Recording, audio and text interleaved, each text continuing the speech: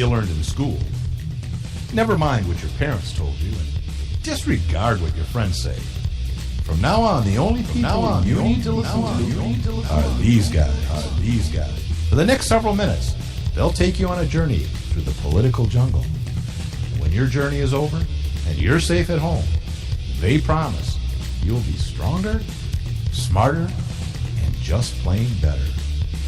So buckle up, hang on to your ears, because your journey starts now.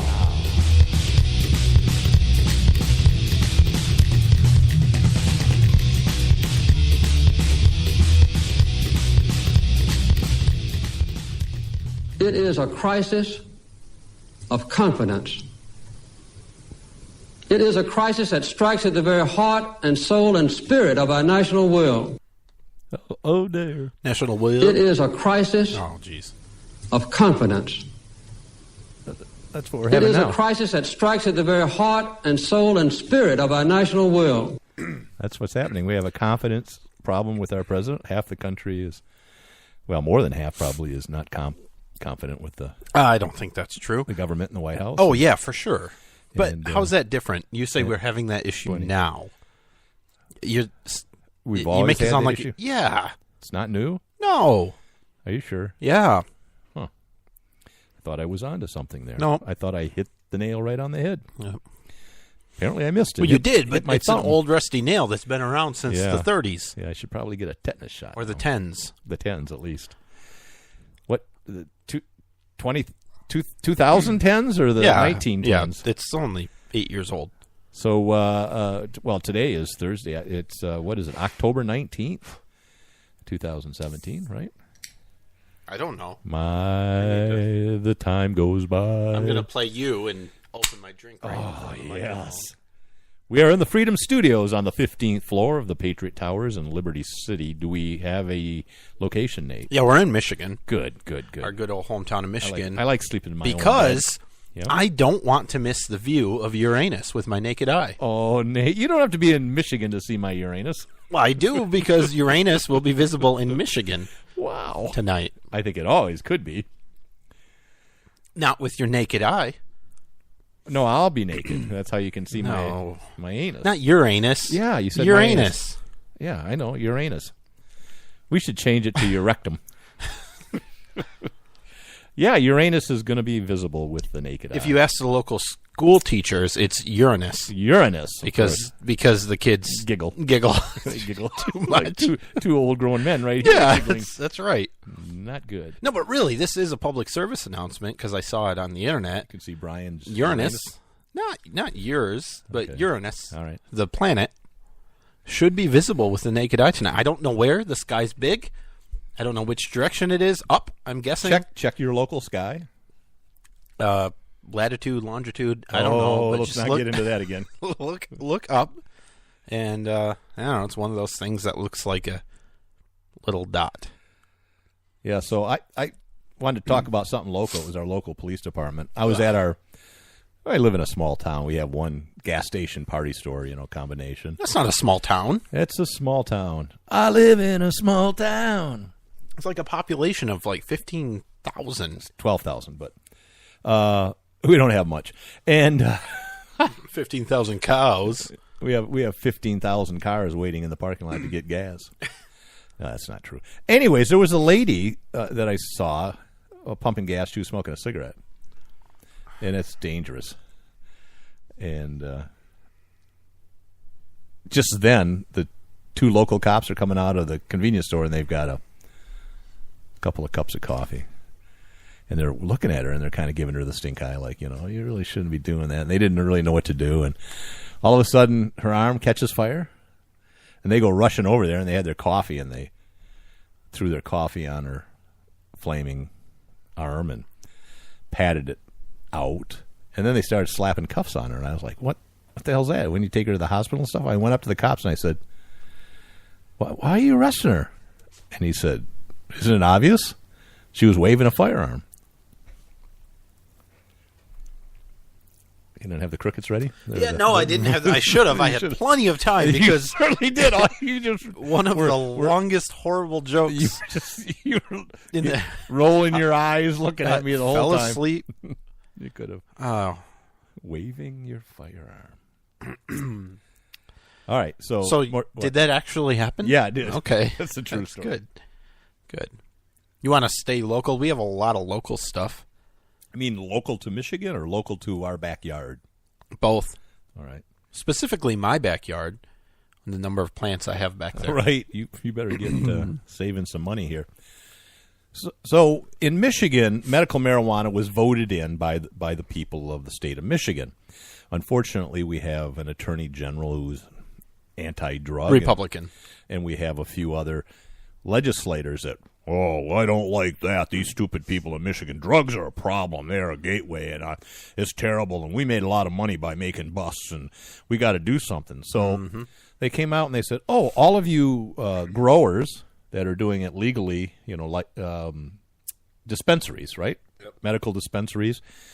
You have to stop selling anything. So all that money you've invested in all that, it's just sitting there. You can't do anything, and you have until December 31st to get licensed.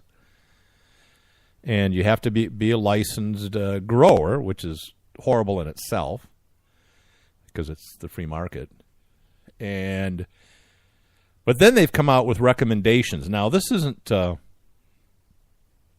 law yet, but it's the Michigan Licensing and Regulatory Affairs. Their medical marijuana licensing board is recommending. I will tell you this. It's Lara. Yeah, it's Lara. They're kind of annoying to work with. Yeah. Just so you know. Yeah, as a business owner yourself, Yeah. So they said, if you want to be a grower class A, which is less than 500 plants, the license will only cost you $150,000. No. Yeah. No. What? No. What am I got wrong? That's the recommendation for the amount of assets you have to be able to show that you have to be licensed. The license I thought that was a fee. No, that's not a fee. Well, then I don't even want to talk about it. It's still ridiculous. It's still absolutely ridiculous. So the lowest class license, you have to be able to show you have $150,000 in assets. And I don't know if that's liquid assets or just any assets. So if you have a house, I don't know if that counts, or if it has to be cash, or 401k or whatever. That's a lot of money. And being America, right, you should be able to start a business for less than $150,000. I mean, most businesses you can start and not have $150,000. And that's the lowest. That's the lowest. It goes up to $500,000 for 1,500 plants. But then they also have, if you're processing it, you have $300,000. If you're provisioning it, what's that? Selling it? Yeah, I would think so. Yeah, $300,000. And then if you're transporting it, you have to have $200,000. Safety compliance, $200,000. I don't know what safety. I'm not compliance. sure what that is. I thought, okay. And then there's of course minimum educational requirements for staff. Yeah. So what they're saying is, you guys voted in legal medical marijuana, but we're going to make it as hard as possible for anybody to sell it. Here's the thing. So it forces people to go back out on the street. Yeah, and I've seen comments and heard comments and everything, people saying, we need these regulations, otherwise people will just get the drugs from the streets where it's not safe. And I'm thinking, so for the last, 40 years, since it's been really illegal and there's been a war on drugs since the 70s and Nixon, people have been getting it from the streets because that's the only place to get it. And shutting down distributors also makes people get it from the streets. So there's no safety there. This isn't about safety. This is about controlling. Oh, absolutely. And it's typical Republicans favoring the rich, right? Yeah, you'll have the rich, evil marijuana growers. You'll have a few distributors in the state, and that'll drive the price up. Mm-hmm. Yep. Then you'll be absolutely a monopoly. But you can always grow it at home. That's true. Yeah, but there's a lot of people that are in their 80s that aren't physically able to do that. That's why they count on buying it from someone. Well, someday it'll be covered by insurance. My mother doesn't use medical marijuana, although I've tried to get her to do it. You show her your stash every time you're there. I said, here, come on, have a hit. Here's a couple of joints. And she has trouble, getting up and going to the bathroom, coming back. She could never grow plants. I mean, we've given her 3 cats now. We have not seen them. She doesn't have to chase the plants. No, but I mean, I don't think she's could fed or watered them. The cats? Yeah, they're just a No, smell. yeah, the cats, she should probably know where they are, but you'll eventually find them. Yeah, you track down the odor. That's horrible. So, the same way we'll find our mother. I mean, oh, geez. Wow. Did I go there? Yeah, that's not funny. It's not funny. Where we go? Oh, New Michigan law. Oh, we're moving on. Well, I thought it was. This is a good one, and surprisingly was introduced and sponsored by a Republican, which you don't see that often. And a former sheriff. Ms. Jones. No, that's right. I had forgotten about that. Wow. So this one's really surprising. So new law signed by Snyder, another Republican, that in theory makes it harder for bad cops. Once they're fired or leave a place and they've had some sort of misconduct on their record, it's supposed to make it hard for them to get another job in law enforcement. Right. It doesn't actually do that, and actually I think we'll see that it does nothing. Yeah. I think it will do zero except increase administrative expenses for police departments, but it'll do nothing. So the idea is that it requires law enforcement agencies to keep records about why a police officer left their employment. Either they were fired or they quit or whatever. So a police department, an officer leaves, they have to keep a record forever, I guess. Yeah, but it doesn't say what has to be on the record. So it has to have information about the circumstances under which they left. Right. Uh-huh. But nobody knows except the people creating the record and the former police officer. Uh-huh. So they can just say, well, he's pursuing other things. Uh-huh. That's it. Yeah, and so the thin blue line will protect their own. So the person that's applying for a new job has to sign a waiver. They're required to sign a waiver saying that their old police agency can give that record to the hiring agency where they're trying to get the job, and then the new hiring agency doesn't have to, but can review it and make a hiring decision based on what they find in that documentation. The problem is... It doesn't say they can't hire them. That's the problem. Right. So what today, before the law is in effect, this is already happening. A police agency, someone applies for a job, it's regular that agency asks their last department, hey, why'd they quit? Were they a good officer? That's happening today. It's already happening. It's going to change nothing. The real problem is that it's happening today, but police chiefs are still hiring those bad cops. Right. And that's the problem. And they will continue.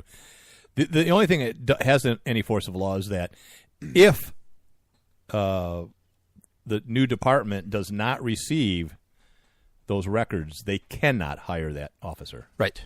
So there could be a hold up there, and it does, like you said, add more administrative duties for the department. Really, I think that's all it does. So it seems like a good law on the surface. The media is reporting it as a great law. It will keep bad cops off the streets, but it won't. Well, we have a case with the officer called RoboCop, a former Detroit police officer that cost the city a couple of $1 million in lawsuits over a 10-year period, was finally fired and got hired by a nearby suburb in Inkster, and finally was videotaped just pummeling some guy, pulls him out of the car, and then just starts bashing him in the face. Yep. And took a year, but they finally actually prosecuted him. And good. Did they sentence him? I don't know if they had the trial or not. Yeah, but I'm not sure about that. They did prosecute him for assault and battery and all that kind of stuff. But it took 10 years. And this law would have done nothing. No, he would have gotten hired somewhere. Yep. And there was a cop in Ohio that had had the issue with a concealed pistol license holder. It happens all the time. He went to 3 or 4 different departments. So there's generally a couple things that happen when there's some sort of misconduct. Either it's investigated and we find that, oops, we didn't do anything wrong,